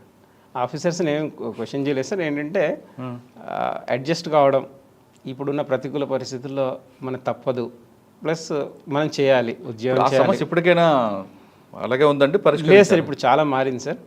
ఇప్పుడున్న పరిస్థితుల్లో మన డైరెక్టర్ వ్యక్తికి భోజనాలు సదుపాయాలు కల్పిస్తున్నారా? అంటే అలాంటిది లేదు సార్, అలాంటిది లేదు. అది కూడా రావాలి కదా. ఏ సార్, దాంట్లో మార్పు రావాలి సార్. ప్రభుత్వ పరంగా ఇది చేయాలి, ఫండ్ ఇవ్వాలి. సార్ పరిగిలో మీకు బాగా గుర్తుండిపోయిన కేసు అంటే, ఈ కేసులో మీకు కొన్ని అటాచ్మెంట్లు ఉంటాయి. ఏ సార్, అటువంటి కేసు చెప్పండి. సార్ ఈ కేసెస్ అక్కడ 447 ఎక్కువ ఉన్నాయి సార్. క్రిమినల్ ట్రెస్పాస్లు ఉండేవి, 324, 326 ఇలాంటివి ఉండేవి. ప్లస్ ఇంకోటి 1-2 చీటింగ్ కేసెస్ కూడా ఉన్నాయి సార్. అక్కడ ఫామ్ హౌసెస్ పెద్ద వాళ్ళ దాంట్లో లేబరు ప్లస్ ఉండేవి సార్ అక్కడ. అట్లాంటి వాటి మీద అటాక్ చేయడము లోకల్గా ఒక influential political backing, political influential వాళ్ళు, కొంత పొలిటికల్ డిఫరెన్సెస్ ఉండి అలాంటివి కొన్ని జరిగేవి సార్. అవి అల్టిమేట్గా ఏంటంటే విక్టిమ్స్ దాంట్లో పనిచేసే వాళ్ళే ఉండేవాళ్ళు సార్. అట్లాంటి వాళ్ళకి ఒక కేసులో చాలా ప్రొటెక్ట్ చేశాను సార్ నేను. ఒక ఫామ్ హౌస్ మీద అటాక్ చేశారు సార్. ఒక హైలీ ఇన్ఫ్లుయెన్షియల్ పొలిటికల్ ఫిగర్ అతను అటాక్ చేశారు, కౌన్సిలర్ సార్. అటాక్ చేసిన తర్వాత అది స్మాల్ బెయిలబుల్ సెక్షన్స్ పెట్టారు సార్, 324 అలా పెట్టారు. తర్వాత బెయిల్ వేశారు, బెయిల్ గ్రాంట్ అయింది, షూరిటీస్ ఫర్నిషింగ్ స్టేజ్లో విక్టిమ్ వచ్చారు సార్. విక్టిమ్ హస్బెండ్ తీసుకొని వాళ్ళ బాబుని తీసుకొని వచ్చారు. అట్ ద సేమ్ టైం వెనుకనే పోలీస్ ఆఫీసర్గా ఆయన కూడా వచ్చారు సార్. చూసిన తర్వాత చాలా దయనీయ పరిస్థితి సార్ తండ్రి.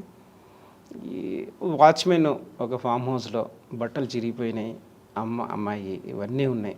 అంటే ఒక ప్రైవేట్ పార్ట్స్ కనిపించేంత స్టేజ్లో కోర్టుకి అట్లా వచ్చింది సార్ తను.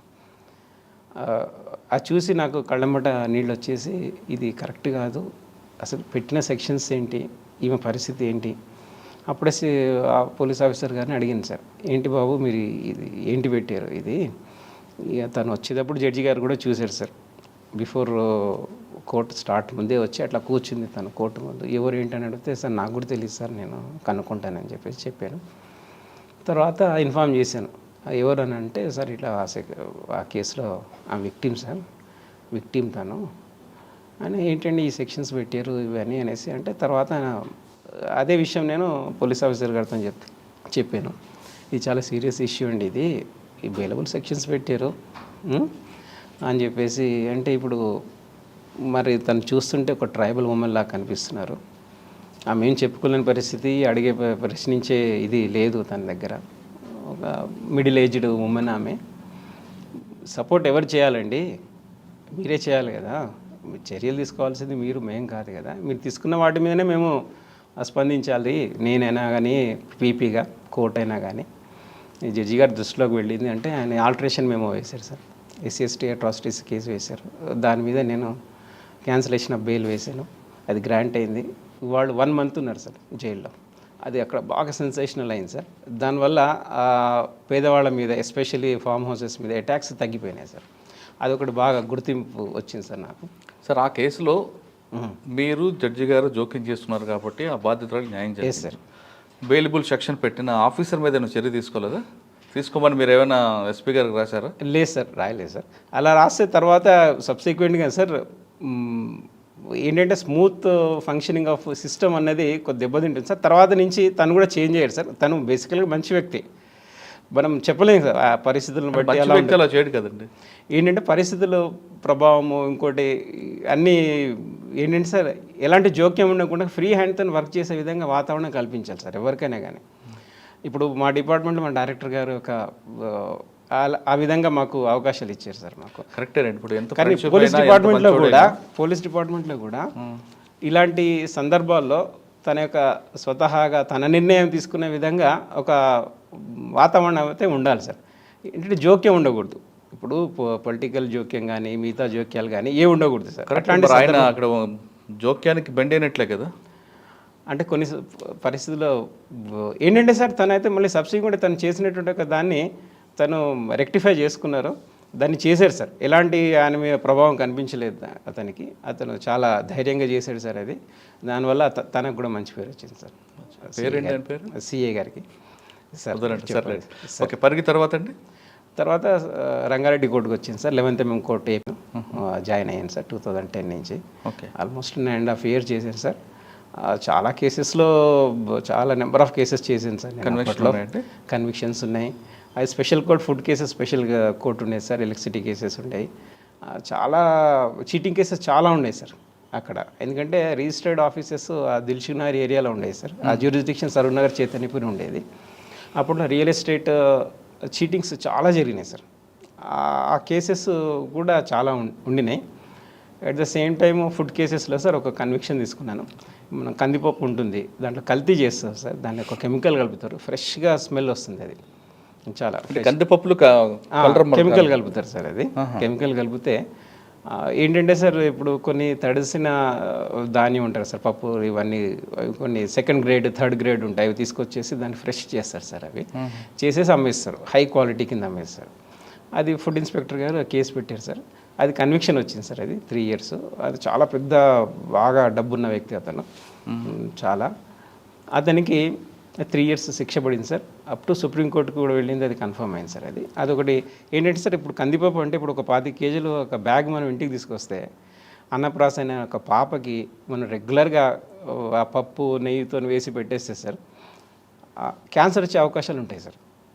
ఇప్పుడు దాని తర్వాత సబ్సిక్వెంట్గా నేను అందరికీ చెప్పడం మొదలుపెట్టాను సార్. నేను బల్క్గా ఏది కొనకూడదు, ఏదైనా కానీ పార్ట్ వైజ్ కేజెస్ లాగా తీసుకోవాలి. ఒకప్పుడు పేదవాళ్ళు ఏంటంటే సార్ ఆ రోజు కూలీ చేసేసుకొని డైలీ ఈవినింగ్ కల్లా సార్ థ్యాంక్ యూ సార్ ఆ రోజు కావాల్సినటువంటి ఒక ఇవన్నీ కూడా ఫుడ్ సంబంధించిన బియ్యం, పప్పులు, ఉప్పులని, నూనె అవన్నీ ఆ రోజు ఈవినింగ్ కొనుక్కుంటూ వెళ్ళేవాళ్ళు సార్. అది నాకు కనిపించేది సార్. నేను పుట్టి పెరిగిందంటే ఓల్డ్ సిటీ సార్, యాగత్పూర్ అనే ఇది సార్. అక్కడ చూసేవాడిని ఏంటంటే సార్ అక్కడ అన్ని మత కలహాలు ఉండేవి. అక్కడ ఒకటి ఇర్రెస్పెక్టివ్ ఆఫ్ ఇది క్యాస్ట్, క్రీడ్, రిలీజియన్ అందరు కలిసిమెలిసి ఉండేవాడు సార్. ఒక సేవా భావం ఉండేది, సౌభ్రత, ఫ్రెండ్షిప్ ప్లస్ ఇంకోటి సోదర భావం, ఇవన్నీ కూడా ఆ ఓల్డ్ సిటీలో నేర్చుకున్నాను సార్. ఇప్పుడు ఏంటంటే ఇప్పుడు మనం డబ్బు ఉన్న వాళ్ళు మధ్య నెలకు సరిపడా వస్తువులన్నీ కొనుక్కుంటారు. అవి ఏవి కల్తీవో ఏవి ఇవన్నీ మనకు తెలియదు సార్. సార్ ఆ కందిపప్పు కేసులో కన్విక్షన్ రావడానికి ఇన్వెస్టిగేషన్లతో పాటు ఎఫ్ఎస్ఎల్ రిపోర్ట్ ఏమైనా వచ్చిందండి? అంటే ఏ కెమికల్ కలపడిన వచ్చిందండి? ఎస్ సార్ కెమికల్ వచ్చింది సార్.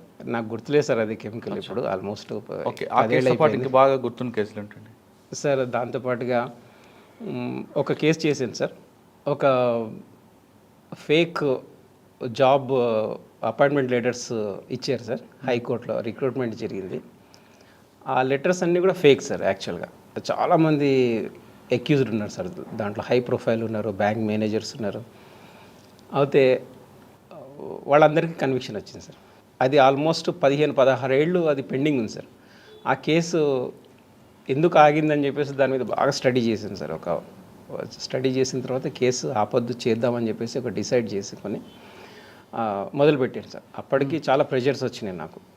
దాంట్లో high profile advocates, criminal advocates ఉన్నారు.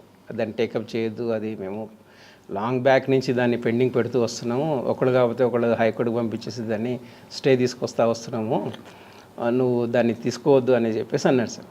ఈ తర్వాత నేను దాన్ని ఎవరు వాళ్ళని ఏం పట్టించుకోకుండా దాన్ని ట్రయల్ మొదలు పెట్టేశాను సార్. జడ్జి గారుకు చెప్పేసి సిచ్యువేషన్ ప్లస్ ఒక విక్టిమ్ సూసైడ్ చేసుకున్నాడు సార్ దాంట్లో. అచ్చా. సూసైడ్ చేసుకున్నాడు. ఏంటంటే సార్ ఇప్పుడు అప్పట్లో గవర్నమెంట్ ఉద్యోగాలు అంటే 10-15 ఏళ్ల క్రితం, 20 ఏళ్ల క్రితం ఒక సొసైటీలో ఒక స్థాయి ఉంటుంది అనే ఒక గొప్పగా భావించేవాడు గవర్నమెంట్ ఉద్యోగం. ఇప్పుడు అంటే సాఫ్ట్వేర్ వచ్చేసింది, గవర్నమెంట్ ఉద్యోగాల కంటే కూడా వాళ్ళు పేమెంట్స్ ఎక్కువ ఉన్నాయి, బాగున్నాయి. ఇప్పుడు కొద్దిగా తగ్గింది దాని యొక్క ఇది. అప్పట్లో చాలా ఇదిగా ఉండేది సార్. అయితే ఆ కేసు టేకప్ చేశాను సార్. చాలా సీరియస్గా చేశాను. ప్లస్ ఇంకోటి దాంట్లో హైకోర్టు జడ్జి గారిని కూడా విట్నెస్గా పిలిచాను సార్ నేను. ఏంటంటే అప్పుడు జ్యుడిషియల్ రిజిస్టర్గా ఉన్నప్పుడు ఆ సర్టిఫికేట్స్ మీద తను ఒక లెటర్ ఇచ్చారు సార్, ఒపీనియన్. ఈ అపాయింట్మెంట్ లెటర్స్ మేము ఇచ్చింది కాదు, ఇది ఫేక్ అని చెప్పేసి ఇచ్చారు. ఓకే. అతన్ని పిలిచాను సార్. కేసులో కన్విక్షన్ వచ్చింది. దాంట్లో బాగా సాటిస్ఫాక్షన్ అనిపించింది సార్ సార్. అక్కడ తర్వాత ఎక్కడికి వచ్చారండి?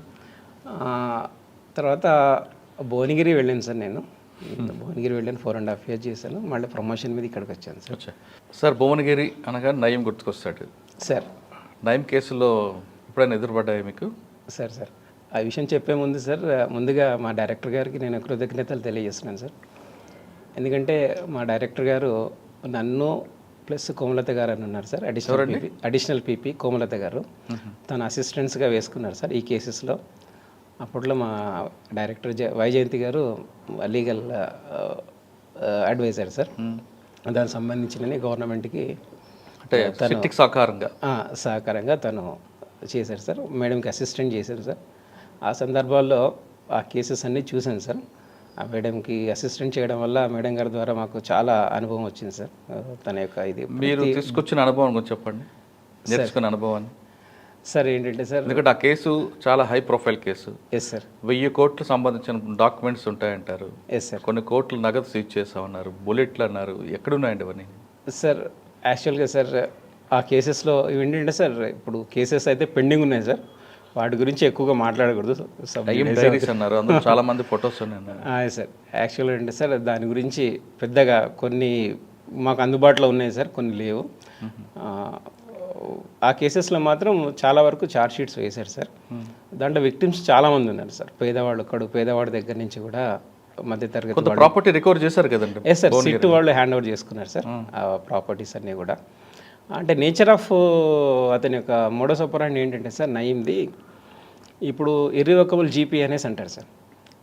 ఒక వ్యక్తి చేసాడు, తర్వాత అవి గ్రామ పంచాయతీ లేఅవుట్ వేసేసి అమ్మేశారు సార్. అది ఒక 100 ఎకరాలు. సబ్సిక్వెంట్గా అతను చనిపోయిన తర్వాత వాళ్ళ పిల్లల దగ్గర నుంచి నయీం ఏం చేసేవాడు అంటే సార్, అవి అగ్రికల్చర్ ల్యాండ్ కింద మళ్ళీ రిజిస్ట్రేషన్ చేసుకునేవాడు సార్, బౌండరీ స్టోన్స్ అన్నీ కూడా తీసేసి. దానివల్ల ఇప్పుడు ఆల్రెడీ ప్రీవియస్గా కొన్నటువంటి ఒక విక్టిమ్స్ ఉన్నారు చాలామంది.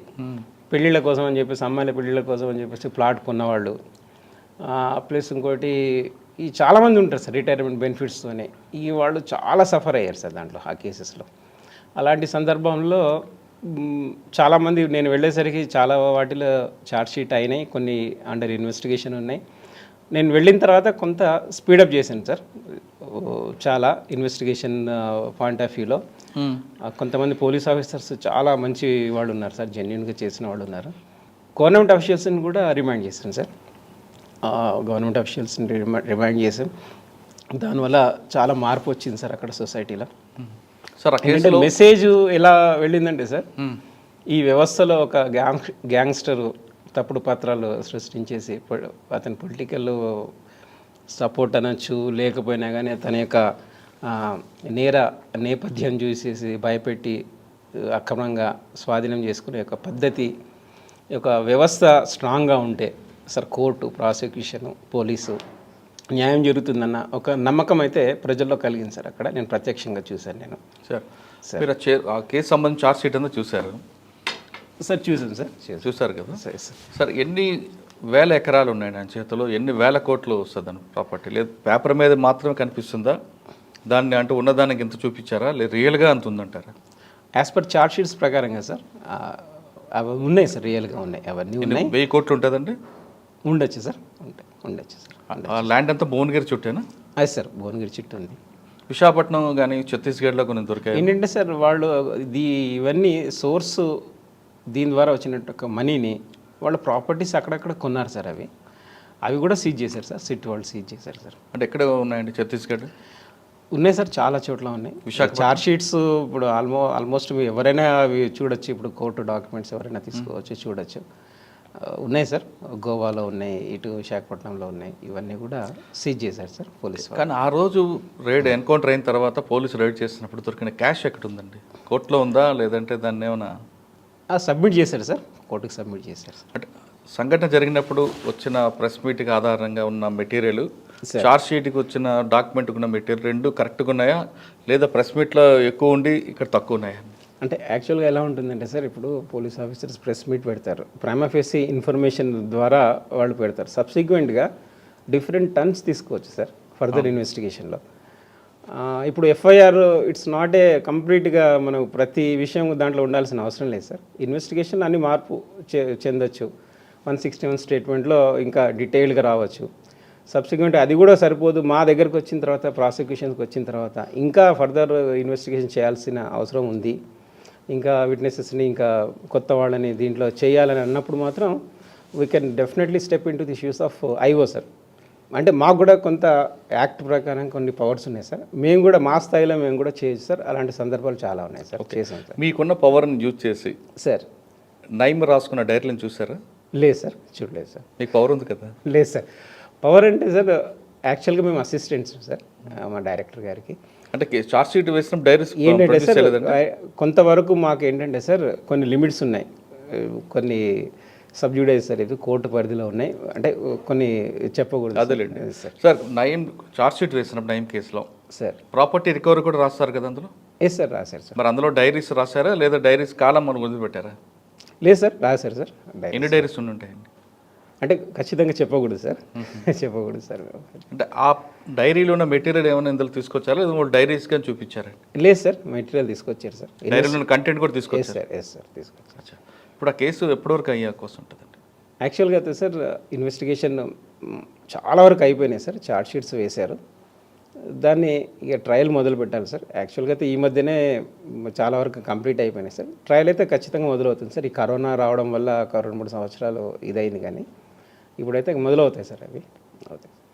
ఒక్క మొదలైంది అనుకుంటే జ్యుడిషియరీ గురించి మాట్లాడట్లేదు సార్. ఎంతమంది ఫిక్స్ అప్ అయ్యే అవకాశం ఉంటుంది అందులో? చార్జ్ షీట్లో పెట్టిన ఫ్రేమ్ చేసిన అందరికీ పడుతుందా సార్? ఇప్పుడు చెప్పలేము సార్, మనం ఎంటైర్ ట్రయల్ అయిపోయిన తర్వాత ఏదైనా చెప్పగలుగుతాం సార్. ఓకే, భువనగిరి దగ్గరికి వచ్చారండి సార్. తర్వాత సబ్సిక్వెంట్గా ఇక్కడ రంగారెడ్డి కోర్టుకు వచ్చాను సార్ ఈ మధ్యన. ఈ రంగారెడ్డి కోర్టులో ఉన్నప్పుడు కూడా కొంతకాలము ఇబ్రాహీంపట్నం ఇన్ఛార్జ్ ఇచ్చారు, 1-2 మంత్స్ 3 మంత్స్ అలా ఇచ్చారు సార్. అక్కడ ఉన్నప్పుడు కూడా కొన్ని కేసెస్ చేశాను సార్. ఒక ఇంపార్టెంట్ కేసెస్ ఏంటంటే సార్, దాంట్లో ముఖ్యంగా పిల్లల్ని అమ్మేవాళ్ళు ఒక గ్యాంగ్ ఉంది సార్ అక్కడ. అంటే డిఫరెంట్ క్యాస్ట్, ట్రైబల్ పిల్లలు అనుకోవచ్చు, ఎవరైనా అనుకోవచ్చు, అమ్మేసి వాళ్ళు ఆ కేసు, పర్టికులర్ కేసులో ఒక సాఫ్ట్వేర్ కపుల్ సార్, పిల్లలు లేరు, ఒక అమ్మాయిని అమ్మారు సార్. ఒక 1 lakh ఎంతో అమ్మేసి వీళ్ళు కొన్నారు. వాళ్ళకి తెలియదు సార్, లీగాలిటీ తెలియదు, ఇట్లా కొనకూడదు, ఇది తప్పు అనేసి తెలియదు. ఏంటంటే ఒక child and women welfare plus ఇవన్నీ ఒక సిస్టమ్ ఉంది సార్. ఇప్పుడు మనం దత్తత తీసుకోవాలనుకుంటే మనం దీని ద్వారా లీగల్గా తీసుకోవాలి సార్. అది దానికంతా గైడ్ లైన్స్ ఉన్నాయి, దాని ప్రకారం వాళ్ళకి తెలియదు, కొనేసారు. బట్ చట్టపరంగా వాళ్ళు నేరస్తులు అయిపోయారు సార్. ఆ గ్యాంగ్ మెంబర్స్తో పాటు లేడీస్, జెంట్స్తో పాటు వీళ్ళు కూడా పర్చేజ్ చేసిన వాళ్ళు కూడా అయ్యారు సార్. అది సబ్సిక్వెంట్గా కన్విక్షన్ వచ్చింది సార్. ఈచ్ మెంబర్కి 1 lakh ఫైన్ పడింది సార్. ఒక 3 years కన్విక్షన్ వచ్చింది. అది ఒక సెన్సేషనల్ అయింది సార్. సబ్సిక్వెంట్గా దాని తర్వాత ఆ చుట్టుపక్కల ఏరియాస్లో పిల్లల్ని కొండము అమ్మడము తగ్గిపోయింది సార్. అది మీడియా కూడా బాగా వైడ్ కవరేజ్ ఇచ్చింది సార్. ఇలాంటి కొన్ని ఏంటంటే సొసైటీకి ఇమ్మీడియట్గా ఎఫెక్ట్ అయ్యే కేసెస్ సార్ ఇవి. ఏంటంటే సబ్సిక్వెంట్గా వాళ్ళ ఒక మెసేజ్ కూడా వెళ్ళింది. ఏంటంటే సార్ ఇది ఇల్లీగల్, ఇది పర్చేజ్ చేసి తీసుకోవడం పిల్లల్ని, దీనికి ఒక ప్రాసెస్ ఉంటుంది, గైడ్లైన్స్ ఉంది, ఒక డిపార్ట్మెంట్ ఉంది దత్తత తీసుకోవాలనుకుంటే అని చెప్పేసి ఒక మెసేజ్ వెళ్ళింది సార్. అప్పుడు వైడ్ కవరేజ్ వచ్చింది దానివల్ల. చాలా మందికి తెలుసు. ఒక కేసేనండి లేదంటే చాలా కేసులు బయటపడ్డాయి ఇబ్రహీంపట్నంలో? ఎందుకంటే ఇబ్రహీంపట్నం మంచాల ఎస్ సార్, ఆ ప్రాంతం అంతా కూడా ఇటువంటి ఒక మాఫియా ఉండేదంట. Yes sir, yes sir. పరిగిలో కూడా ఉండింది సార్ అప్పట్లో, అవి కూడా చూసాను నేను అక్కడ. బట్ ఇక్కడ మాత్రం నాకు ఛాన్స్ వచ్చింది సార్. నాకు ఇక్కడ గట్టిగా చేశాను సార్. నేను చేసినందుకు ఇప్పుడు ఆ పాపను కొనుక్కున్నారు కదా ఎన్ఆర్ఐ వాళ్ళు, కప్పులు, సాఫ్ట్వేర్ కప్పులు. Yes sir. పాప వాళ్ళకి వచ్చిందా లేదా గవర్నమెంట్ మళ్ళీ పేరెంట్స్కి అప్పచెప్పేసి సార్. ఈ పేరెంట్స్కి ఒరిజినల్ పేరెంట్స్ వీళ్ళు డబ్బులు పోయింది. Yes sir. చివరికి కటకటాల పాలయ్యారు సార్ వాళ్ళు. అయ్యో. సార్ మీ సర్వీస్లో హాస్పిటల్లో నెగ్లిజెన్స్ కేసు కనిపిస్తుందండి? Yes sir. నేను చైతన్యపురి జ్యూరిస్డిక్షన్లో సార్, రెప్యూటెడ్ హాస్పిటల్ సార్ అది. బట్ ఏంటంటే సార్ డెలివరీకి వచ్చింది సార్. ఫస్ట్ కాన్పుల్లో కవల పిల్లలు ఆడపిల్లలే, నెక్స్ట్ కూడా ఆడపిల్లనే. అది మెడికల్ నెగ్లిజెన్స్ వల్ల ఆక్సిజన్ లేదు, ప్లస్ ఇంకోటి ఎనస్థీషియా వాళ్ళు కూడా సరైనటువంటి ఈక్విప్మెంట్స్తో పాటు అక్కడ సరిగా లేరు సార్. ఆ మెడికల్ నెగ్లిజెన్స్ ప్రూవ్ అయింది సార్. ప్రూవ్ అయ్యి కన్విక్షన్ వచ్చింది సార్ తనకి. తర్వాత హైకోర్టు వాళ్ళు కన్ఫర్మ్ చేశారు. తర్వాత అది ఒక సెన్సేషనల్ కేసు సార్ మెడికల్ నెగ్లిజెన్స్లో. దాని తర్వాత నుంచి హాస్పిటల్ సీజ్ అయింది. కొద్దిగా అలర్ట్ అయ్యారు సార్ మెడికల్ ఆ ఇష్యూలో. గైనకాలజిస్టులు అందరూ కూడా చాలా జాగ్రత్తలు పాటించడం మొదలైంది సార్ అక్కడ హాస్పిటల్. సాధారణంగా ఇప్పుడు చాలా హాస్పిటల్స్ సార్ హాస్పిటల్కి వెళ్ళగానే ముందు ఆ టెస్ట్ అని ఈ టెస్ట్ అని టెస్టులు చేస్తారు. Yes sir. తర్వాత అంతా మోసం, ఇందులో ఏమీ లేదంటారు సార్. ఇంకా రకరకాలుగా వాళ్ళు చూపిస్తుంటారు సార్. తర్వాత మీరు అన్నట్లుగా ఫైనల్గా ఏదో జరుగుతుంది. Yes sir. అటువంటి సంఘటనలు సామాన్యుడికి ఎదురైనప్పుడు సార్ ఆయన ఏ విధంగా ప్రొసీడ్ అవ్వాలి? పోలీస్ స్టేషన్కి వెళ్ళాలా లేదా కన్జ్యూమర్ కోర్టుకి వెళ్ళాలా? యాక్చువల్గా సార్ ఈ హాస్పిటల్స్ వాళ్ళు లేదంటే మీరు మన హెల్త్ మన మెడికల్తో సంబంధించిన వాళ్ళకి కంప్లీట్ చేయాలి? యాక్చువల్గా మీరు కూడా చూసి ఉంటారు సార్, ఈ కార్పొరేట్ హాస్పిటల్స్ దగ్గర నుంచి కూడా మామూలు నర్సింగ్ హోమ్స్ వరకు కూడా ఇప్పుడు కొన్ని మామూలుగా ప్రైవేట్ క్లినిక్స్ పెట్టుకున్న డాక్టర్స్ కూడా వాళ్ళు రిఫర్ చేసే టెస్ట్లకి వాళ్ళ దగ్గర నుంచి కొంత కమిషన్ వస్తుంటుంది. మీకు తెలియంది కాదు ఇది. అది అందరూ చేస్తారని నేను చెప్పలేను సార్. డాక్టర్స్ నిజాయితీ పనులు మంచివాళ్ళు చాలామంది ఉన్నారు సార్. సొసైటీలో మంచి చెడు అన్నది డెఫినెట్గా ఉంటుంది. కొన్ని హాస్పిటల్స్లో సార్ అవసరం లేకపోయినా కానీ టెస్టులు రాసేసి వాళ్ళని ఇబ్బందులు పెట్టేసి కొన్ని వేల రూపాయలు వసూలు చేసేసి ఆ చివరికి వచ్చేసరికి ఏమీ లేదు నీకు ఫలానా ఉందని చెప్పేసి చెప్పడం, దాని మీద మాత్రం ఖచ్చితంగా చర్యలు తీసుకునేటువంటి అవకాశం ఉంది సార్. ఇప్పుడు నాకు కార్డియాలజీ ప్రాబ్లం ఉంది సార్. కార్డియాయికో టెస్ట్, టీఎంటీ ఇవన్నీ కొన్ని టెస్టులు ఉంటాయి సార్. కొన్ని ఈ బ్లడ్ టెస్ట్లు అన్నీ, ప్లస్ ఇంకోటి బీపీ ఉండి, షుగర్ ఉండి, థైరాయిడ్ ఉండేసరికి మల్టిపుల్ టెస్టులు అవసరమైతే ఆ కేసెస్లో పర్టికులర్ కేసెస్లో ఉంటుంది సార్. ఇప్పుడు సపోజ్ స్టెంట్లు వేసేటప్పుడు కొంత సిచ్యువేషన్ ఉంటుంది, వాళ్ళకి ప్రోటోకాల్ ఉంటుంది. ఓపెన్ హార్ట్ సర్జరీ అప్పుడు 4 వాల్స్ క్లోజ్ అయిపోయి స్టెంట్లు ఇంకా మల్టిపుల్ స్టెంట్స్ పడేటప్పుడు అయితే నీ యొక్క ప్రీవియస్ హిస్టరీతోని ఇమీడియట్ మెడికల్ ఎయిడ్ ఇవ్వాలంటే ఎలాంటి స్పెషలిస్టులు ఉండాలి, ఎవరు ఉండాలి, అట్లాంటప్పుడు ఈ టెస్ట్లు అనేది అవసరం సార్. సపోజ్ మినిమం ఒక కాలు విరిగింది సార్, ఇన్ఫెక్షన్ అయింది, సెప్సిస్ అయింది, ఇట్లాంటి సందర్భాల్లో కూడా మల్టిపుల్ ఆర్గాన్స్కి ఏమైనా ఎఫెక్ట్ అయిందా, అట్లాంటి టెస్టులు అవసరం. కొన్ని అవసరం ఉండదు సార్. ఇప్పుడు ఒక కడుపు నొప్పికి వచ్చినప్పుడు ఆ కడుపుకు సంబంధించినవి తీయాలి కానీ మనకి హార్ట్ ఇవన్నీ మిగతా అన్నీ కూడా అవసరం లేదు సార్. అట్లాంటి సందర్భంలో మనము అనవసరమైన టెస్టులు చేసేసి మనకి ఇబ్బందులు పాలు చేస్తే అదే ఆ టెస్టుల వల్ల బాధితు ఎవరికి కంప్లైంట్ ఇవ్వాలంటే ఇప్పుడు డైరెక్టర్ ఆఫ్ మెడికల్ హెల్త్ ఉంటారు సార్, ఎడ్యుకేషన్ సపరేట్ ఉంటారు, డైరెక్టర్ ఆఫ్ మెడికల్ హెల్త్ ఉంటారు, డిస్ట్రిక్ట్ మెడికల్ హెల్త్ ఆఫీసర్ ఉంటారు. వాళ్ళ కంప్లైంట్ ఇవ్వచ్చు సార్. మనం సపోజ్ మనం పర్సనల్గా ఏదైనా ఇబ్బంది కలిగిందంటే మాత్రం పర్సనల్గా మనం అతని మీద మనం కేసు వేయచ్చు సార్ మన కన్స్యూమర్ కోర్టులో. ఓకే. ఇప్పుడు అనవసరంగా టెస్టులు చేయించారని కంప్లైంట్ వచ్చింది అనుకోండి సార్, అంటే సెకండ్ ఒపీనియన్ తీసుకొని వెళ్ళాలా, లేదు డైరెక్ట్గా వాళ్ళని హాస్పిటల్ వాళ్ళని మోసం చేశారని మెడికల్ కౌన్సిల్ కంప్లైంట్ ఇవ్వాలి? యాక్చువల్గా ఏంటంటే సార్ ఇప్పుడు సెకండ్ ఒపీనియన్ తీసుకునేటువంటి సందర్భాలు మనం ఒక డాక్టర్ దగ్గరికి వెళ్ళేప్పుడు మెడిసిన్స్ వాడిన తర్వాత సెకండ్ ఒపీనియన్ తీసుకునే అలవాటు మన ఇండియన్స్ అంటే చాలా తక్కువ కరెక్టే కానీ సార్, మరి ఆయన కరెక్ట్ చేశాడు రాంగ్ చేశాడు మనం ఎలా జడ్జి చేస్తాం? యాక్చువల్గా అయితే సెకండ్ ఒపీనియన్ అయితే తీసుకోవాలి సార్. ఇట్లా మన హాస్పిటల్కి వెళ్ళా నాకు అనవసరంగా టెస్టులు చేయించాడని విషయాన్ని జడ్జిమెంట్ చెప్పేది నేను కాదు కదా, డాక్టర్ చెప్పాలి. ఏ సార్ సెకండ్ ఒపీనియన్ అయితే తీసుకోవాలి సార్.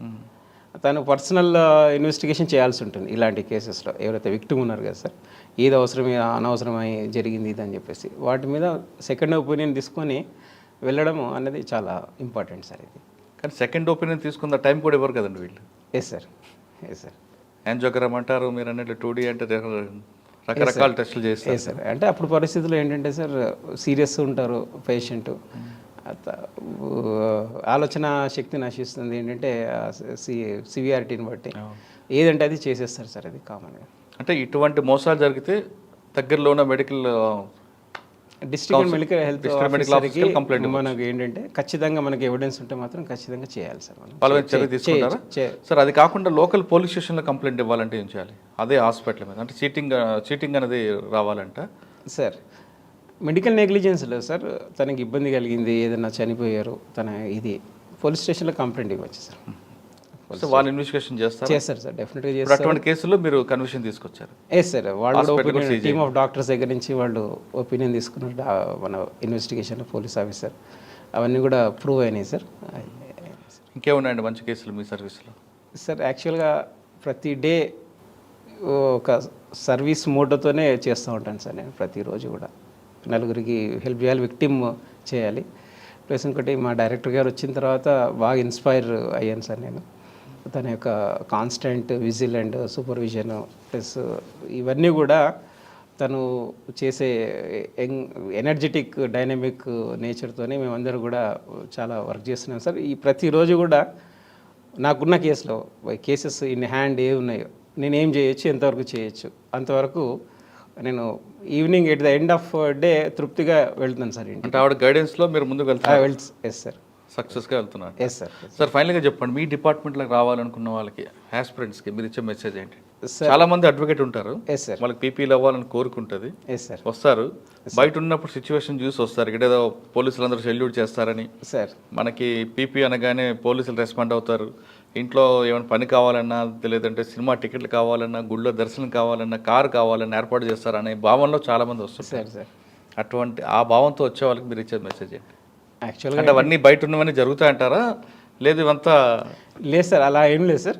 బట్ మ్యాక్సిమం కూడా ఏంటంటే సార్ అక్కడికి వచ్చిన తర్వాత అలాంటి ఆలోచన ఒకళ్ళు ఇద్దరికి ఉన్నా కానీ ఆలోచన నుంచి డెఫినెట్లీ వెనక్కి వెళ్తారు సార్. అంటే నాకు అట్లా చాలా మంది అనుకుంటారండి, పబ్లిక్ ప్రాసిక్యూటర్ దగ్గర పోలీసులు ఎక్కువ ఉంటారు, పొద్దున్న లెగిస్తే పొద్దున్న లేచిన దగ్గర నుండి ప్రాసిక్యూటర్ ఇంట్లో ఉంటారు, వాళ్ళకి ఏం చిన్న పని వచ్చినా వాళ్ళు పోలీసులు చేసి పెడతారు. కాబట్టి మనం పబ్లిక్ ప్రాసిక్యూషన్ డిపార్ట్మెంట్కి వెళ్తే ఈ సదుపాయాలు, ఈ అదనపు సదుపాయాలను వాడుకోవచ్చు అనే భావంతో చాలామంది రావడానికి ట్రై చేస్తారు. ఇది రాంగ్ నోషన్ సార్. యాక్చువల్గా పోలీసు వాళ్ళు చేసే పనులు చాలా డిఫరెంట్ ఆస్పెక్ట్స్లో ఉన్నాయి సార్. వాళ్ళు పర్సనల్ లైఫ్ ఉండదు, అట్ ద సేమ్ టైం బందోబస్తు అంటారు, బందోబస్తు ప్లస్ వాళ్ళు పీపీలు ఇంటి దగ్గరికి అంటే ఉంటే వాళ్ళు అవన్నీ కూడా ఏం చేయలేరు సార్. వాళ్ళు పీపీలు ఇంటి దగ్గర లేకపోయినా పీపీ గారు లేదా వాళ్ళ ఫ్యామిలీ సినిమాకి వెళ్తారంటే టికెట్లు సార్, పీపీ గారు ఫ్యామిలీతో గుడికి వెళ్తారంటే దర్శనం, ఇవన్నీ చేస్తుంటారు. పీపీ గారు టూర్ వెళ్ళాలంటే కారు సార్ పెడతారు. కాబట్టి ఈ సదుపాయాల కోసం మనం వెళ్ళాలి అని చాలా మంది అనుకుంటుంటారు. అవన్నీ జరుగుతాయి కేవలం సార్, అవన్నీ అవాస్తవం సార్. అది ఆరోపణలేనా? ఆరోపణ లేదు సార్, అవి ఉండవు. ఏంటంటే ప్రతి ఒక్కళ్ళు ఇప్పుడు ఏంటంటే సార్ టెక్నాలజీ చేంజ్ అయిపోయింది. టికెట్స్ ఒకళ్ళు ఇప్పించే పరిస్థితుల్లో ఆన్లైన్లో బుక్ చేసుకోవచ్చు. ఇప్పుడు అంతా టోటల్గా ఇదైపోయింది. ఆన్లైన్లో అయితే మన డబ్బులు పెట్టుకోవాలి, ఇన్స్పెక్టర్ లేదు సార్. ఇప్పుడు ఏంటంటే సార్ ఈ వ్యవస్థలో ప్రాసిక్యూటర్స్ ఒక రెస్పెక్టబుల్ పొజిషన్లో ఉన్నాను sir. Correct. At the same time సొసైటీకి దగ్గరగా ఉన్నాను సార్.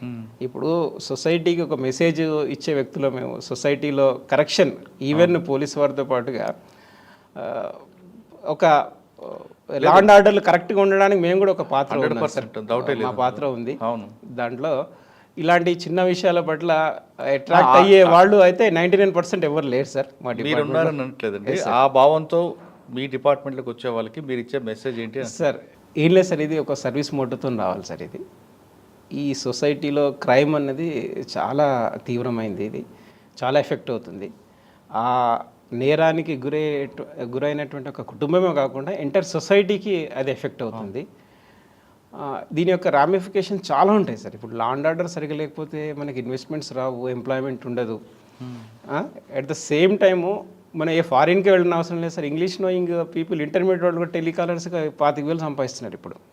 ఒకప్పుడు మేము చదివిన రోజుల్లో సార్ 1,000 రూపాయలు రావాలి, ఒక part time job, full time job కూడా 2,000, 3,000 కూడా దొరికే చాలా గగనంగా ఉండేది సార్. అది దొరికేది కాదు. అంటే మాకు ఓన్ బిజినెస్ ప్రింటింగ్ ప్రెస్ ఉండేది, మేము చేసే, కానీ బయట పరిస్థితులు అలా లేవు సార్. ఇప్పుడు మాత్రం చాలా వచ్చినాయి సార్. ఇప్పుడు ప్రతి వ్యక్తి కూడా చదువుకుంటూ కూడా ఉద్యోగం చేసుకుంటున్నాడు. జొమాటో కానీ, ఇవన్నీ అమెజాన్ కానీ, ప్రతి ఒక్కరు కూడా మినిమం కష్టపడే తత్వం ఉన్న వ్యక్తికి హైదరాబాద్లో 10 నుంచి 20,000 సంపాదించవచ్చు సార్ చదువుకుంటూ కూడా. అప్పటి పరిస్థితులు వేరు సార్. ఇప్పుడు ఇవి ఏంటంటే సార్, ఈ డిపార్ట్మెంట్కి రావాలంటే సర్వీస్ మోటోతో రావాలి సార్. మనం సేవా దృక్పథంతో రావాలి. ప్లస్ ఇంకోటి, మనం కూడా ఒక ముఖ్యమైన భాగం సొసైటీలో ఫర్ రెగ్యులేషన్ ఆఫ్ ఈ నేరాలు జరగకుండా లా అండ్ ఆర్డర్లో మన పోలీస్ వారితో పాటు మన పాత్ర కూడా చాలా ముఖ్యము. అది అంగీకరించాల్సిన విషయం సార్ ఏంటంటే, మా డిపార్ట్మెంట్ ఇప్పుడు ఒక గౌరవప్రదమైన ఒక స్థాయిలోనే ఉంది సార్. ప్రతి ఒక్కళ్ళు గుర్తించే స్టేజ్కి వచ్చే మా డైరెక్టర్ గారి ఆధ్వర్యంలో వైజయంతి గారు, ఆమె చాలా కేర్ తీసుకుంటున్నారు సార్. ఎప్పటికప్పుడు కాన్స్టెంట్ విజిల్ మమ్మల్ని గైడ్ చేయడం, రెగ్యులేట్ చేయడం. ఏంటంటే ఏ వ్యక్తులు కూడా ఇట్లా వేరే వైపు వెళ్ళకుండా ఏంటంటే మన యొక్క గైడ్లైన్స్, మన డిపార్ట్మెంట్ ఎలా ఉండాలి, ఏంటి, ఏం చేయాలనే వాటి మీద ఎప్పటికప్పుడు ఆమె ఒక ఇది మాకు గైడెన్స్ అయితే ఉంది సార్. దానివల్ల కూడా మేము ఒక వేలో వెళ్తున్నాం. సర్వీస్ మోటో మేడం గారితో పాటు ఆమె చాలా డైనమిక్, ఎనర్జెటిక్, తను కూడా ఒక సర్వీస్ మోటోతోనే ఉంది. సొసైటీ పట్ల ఆమె చాలా ఇది. మాకు కూడా అలాంటి ఒక ఆలోచన దృక్పథాన్ని క్రియేట్ చేశారు సార్. ఇప్పుడు వచ్చేవాళ్ళు కూడా ఆ దృక్పథంతోనే ఉండాలి. ఏంటంటే ఈ అవినీతి మీరు అంటున్నారు, ఈ చిన్న చిన్న విషయాలు, కారు ప్రొవిజన్, అవన్నీ అవి కొన్ని స్థాయిలోనే ఉన్నాం సార్ ఇప్పుడు వచ్చే వ్యక్తులం కూడా. అట్లాంటి వాటికి ఈ పోలీస్ వారి యొక్క ఇది యొక్క సెల్యూట్, దానికి దీనికి ఇవన్నీ ఈ టెంపరీ సార్. ఇవన్నీ మన వ్యక్తిత్వాన్ని బట్టే మనకి గౌరవం ఉంటుంది. ప్లస్ మనం చేసే పనిని బట్టే నలుగురిలో గుర్తింపు ఉంటుంది. ప్లస్ ఆత్మ సంతృప్తి అనేది ఎట్ లాస్ట్ అది ఇంపార్టెంట్ సార్. మనం చేసే పని మనకి కరెక్ట్ చేస్తున్నామా లేదా, మనము ఎట్ ద ఎండ్ మనము కరెక్ట్గా ఉన్నామా లేదని మనకి తెలుస్తుంది. ఆ వేలోనే వెళ్ళాలి. ఇంట్రోస్పెక్షన్ అంటాం కదా సార్, ఆత్మవిమర్శ అన్నది ఖచ్చితంగా చేసుకోవాల్సిందే. మనం వచ్చింది ఏంటి, మనం చేస్తున్నది ఏంటి, మనం ఏం చేయాలి. ఏంటంటే సార్, దీంట్లో ఈ ప్రాసిక్యూటర్స్కి ఓర్పు, నేర్పు చాలా ఉండాలి సార్. ఏంటంటే ఎలా చేయాలి, ఎవరిని ఎలా మేనేజ్ చేయాలి, ప్లస్ మనం అనుకున్న మార్గం వైపు వెళ్ళాలనుకుంటే ఎవరిని ఏ విధంగా మనం చేసుకోవాలనేది అవన్నీ కూడా అనుభవంతోనే వస్తుంది సార్. అది వాళ్ళకు కూడా, వచ్చే వాళ్ళకు కూడా అనుభవం తప్పకుండా వస్తుంది. వాళ్ళు కూడా మంచి పేరు చేసుకుంటారు సార్. సోషల్ రెస్పాన్సిబిలిటీతో పాటు సర్వీస్ మోటో ఉన్న వాళ్ళు మాత్రమే మా ఫీల్డ్లోకి రండి అంటున్నారు రామకృష్ణ గారు. ఇది ఖచ్చితంగా పోలీస్తో పాటు సొసైటీకి, పోలీస్కి సహకారంగా ఉంది ప్రాసిక్యూషన్ డిపార్ట్మెంట్. ఒక కేసులో పోలీస్ ఇన్వెస్టిగేషన్ ఎలా చేసినా దాని ప్రెజెంటేషన్ కోర్టు ముందు చేస్తేనే ఆ నేరస్తుడికి శిక్ష పడుతుంది. అంత ముఖ్యమైన ఉద్యోగం పబ్లిక్ ప్రాసిక్యూషన్ కాబట్టి ఖచ్చితంగా సర్వీస్ మోటోలు ఉండి ఒక ప్యాషన్గా తీసుకున్న వాళ్ళు మాత్రమే ఈ డిపార్ట్మెంట్కి వస్తే ఖచ్చితంగా వాళ్ళందరికీ కూడా మంచి సక్సెస్ అవుతారు. జీవితంలో మీ అందరినీ గుర్తుపెట్టుకుంటారు. దానికి ఒక మంచి పేరు కూడా వస్తుంది. పేరు వచ్చిన తర్వాత ఆటోమేటిక్గా డబ్బులు కూడా వస్తాయంటున్నారు రామకృష్ణ గారు. ఇది రామకృష్ణ గారితో ఎక్స్క్లూజివ్ ఇంటర్వ్యూ. వచ్చే వారం మరో గెస్ట్తో మళ్ళీ కలుద్దాం. అంతవరకు నమస్కారం సార్. నమస్తే సార్.